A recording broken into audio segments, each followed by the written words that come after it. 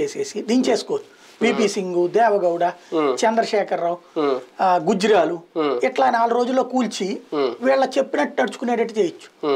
మీకు కాంగ్రెస్ పార్టీ మద్దతుతో ప్రభుత్వాలు ఉన్న 4 సార్లు కూడా కూల్చారు కదా. అదే కాంగ్రెస్ ప్రభుత్వాన్ని వీళ్ళు కూల్చలేకపోయారు కదా 2004-09లో. అందుకని ఇదిగో రాహుల్ గాంధీ నీ మీద నాకు అభిమానమేనాయా, ఖర్గే మా మాట ఎంటలేదు అని చేద్దామని ప్లానింగ్. అలాగే అప్పుడు రాహుల్కి అవకాశం ఇస్తారా? ఇవ్వరు కదా, అప్పుడు కూడా ఇవ్వరు కదా. అంటే వాళ్ళకి రాహుల్ ఎదగడం ఏమి ఇష్టం లేదు, కాంగ్రెస్ ఎదగడం ఏమి ఇష్టం లేదు, కానీ కాంగ్రెస్ ఓట్లు తమకు కావాలి.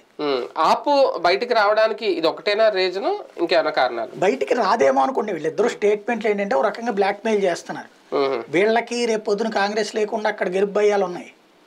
కాకపోతే ఈ లోపు కొంచెం డ్రామా ఆడతారు. ఇప్పుడు ఇక్కడ తెలుగుదేశం జనసేన దాంట్లో డ్రామాలు నడవట్లా.